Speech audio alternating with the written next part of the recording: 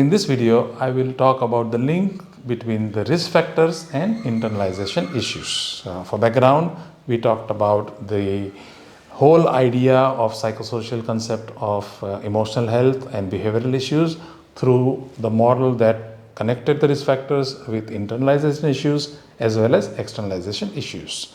Now, I'll give you an example of how a risk factor is linked to internalization issues.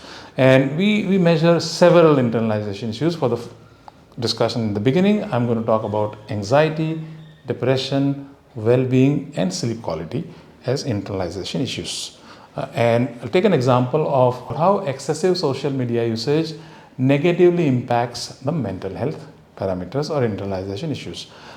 We did a study of about 300 individuals and identified that as the usage of social media increases, the risk for depression increases. So the more you use social media, more likely you are to experience depression. And that was the most connected parameter between social media and depression.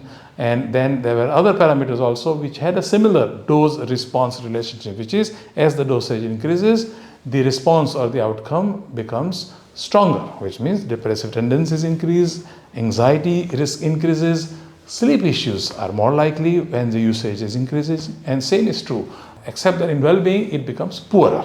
So there is a strong linkage between social media usage and all these parameters. You can expand this to look at research on how stress or other lifestyle choices also have an impact on internalization issues. So this is one example of a link between a risk factor and internalization issues.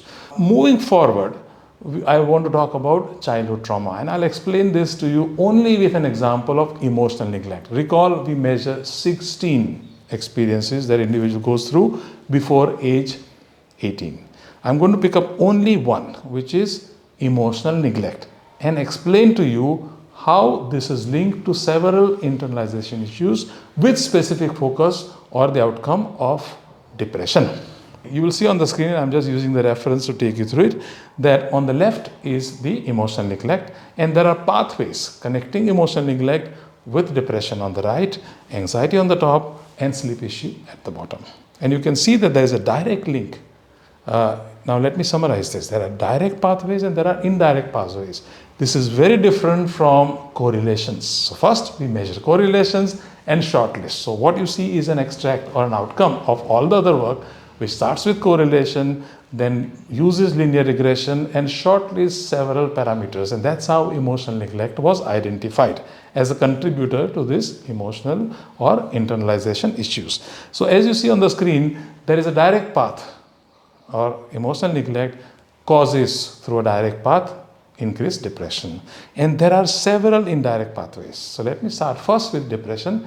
There is a direct path to depression from emotional neglect. There is a direct path from anxiety to depression. And there is also a path from insomnia to depression. However, the childhood trauma component of neglect influences the anxiety, and anxiety has an influence on depression, and anxiety also disrupts the insomnia or sleep and causes increased depression. By the way, as you see, there is also well-being sandwiched between the two components of anxiety and insomnia, and that also has a path. So there are multiple components. Now, why is this meaningful? Because when you want to address depression, which is an internalization issue, and there are many other internalization issues, we need to recognize that it is correlated with well-being, sleep issues, and anxiety. But what causes these issues? What has an impact on well-being? That's when we go back to understanding the risk factors. And I've given you an example of how emotional neglect connects to many of this and then eventually results in depression.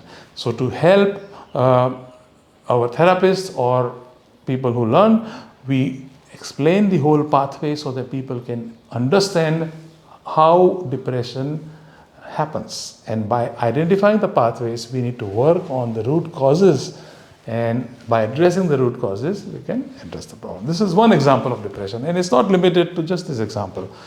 Now I'm going to show you a visual that talks about two more components, and I've kept the perceived social support out for now. When you look at the earlier model and add the idea of loneliness, that is an internalization issue, as well as the resilience. So loneliness is a major connective component between what you see on the screen and depression. So higher the loneliness, and you can see now what is connected with loneliness directly and via indirect pathways. So loneliness has a strong link to depression. However, the core here is resilience. So if an individual is resilient, there are multiple benefits of resilience, and I'm going to take you through those pathways only. So individuals who are resilient, as you see on the screen, has a negative influence on anxiety, which means resilience doesn't allow that person to become anxious compared to people who are less resilient. The resilient individuals are able to manage loneliness better. Therefore, they are less likely to feel lonely and therefore less likely to be depressed. And hence, one of the interventions we need is building resiliency against several experiences, either in the past or present, and their interpretation through release reframe toolkit that we use. And this is how we not only explain the link between the risk factors and the internalization issue through an example of depression, but we also can address the depression. I hope you like the video. If there are questions, as always, please put them in the comments and we will answer those.